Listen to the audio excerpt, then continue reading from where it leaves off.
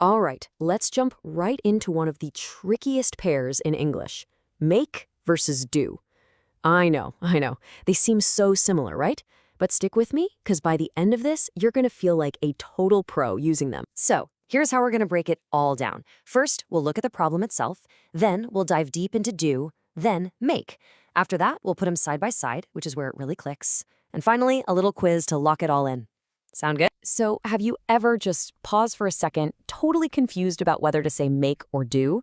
Yeah, you're definitely not alone. It's probably one of the most common hurdles. But don't worry, the whole point here is to give you a super simple framework that you can use without even thinking about it. Okay, let's get started. We're going to kick things off with the verb do. Just like it says here, think of this one as your action verb. It's all about tasks and duties. The best way to think about do is that it's all about the process, the action of getting something done. It's the verb for your to-do list.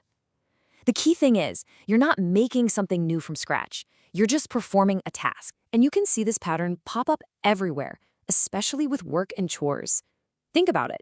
You do your homework, you do housework, you do the dishes. All of these are set tasks, right? You're performing an action, not really creating a new object. And this logic carries right over into things like studying in sports. You do a course, you do research, you have to do an exam, you do exercise, you do yoga. See, in every single one of these, the focus is squarely on the activity itself. All right, let's switch gears now and talk about its partner, make. And this is where the big difference comes in. If do is about the action, make is all about the creation. Yeah, make is your go-to verb for creating, producing, or constructing something. The result, the final product, that's what make is for. You're bringing something new into the world. Whether it's something you can touch, like a cake, or something you can't, like a decision. Let's look at some examples, because it really helps. You make a delicious cake. You make a noise. You have to make a plan. See how you're producing something in each case? You even make a phone call. You're creating that event. It's all about that final outcome. And here's another cool use for make.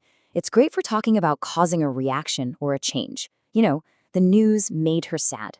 Your help made a huge difference. That idea makes sense.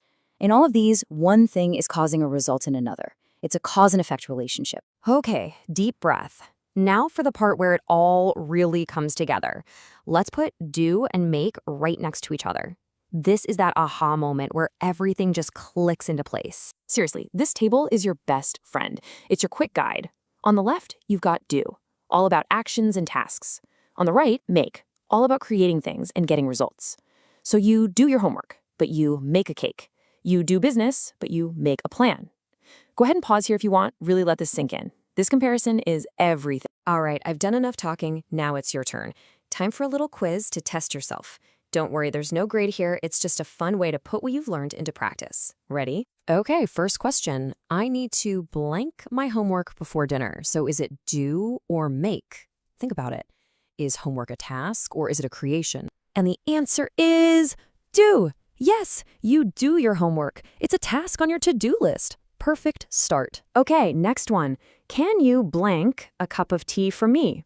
So what do you think? Are we talking about an action or a creation here? It's make. Absolutely. You're creating a cup of tea, a new thing that wasn't there a minute ago. You make a cup of tea. You're on a roll. All right, let's do one more. We blank exercise every morning. Is that do or make?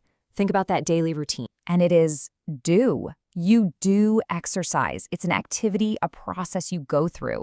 Fantastic. You've totally got this. So if there's one thing you take away from all this, let it be this simple rule right here. You do an activity, but you make an object or a result. Do is for the process, make is for the product. If you just remember that, you'll be golden. And to leave you with something to think about, check this out. It uses both words perfectly. What promise will you make to yourself? That's the creation. And what will you do to keep it? That's the action. Pretty cool, huh? Thanks so much for hanging out and keep on practicing.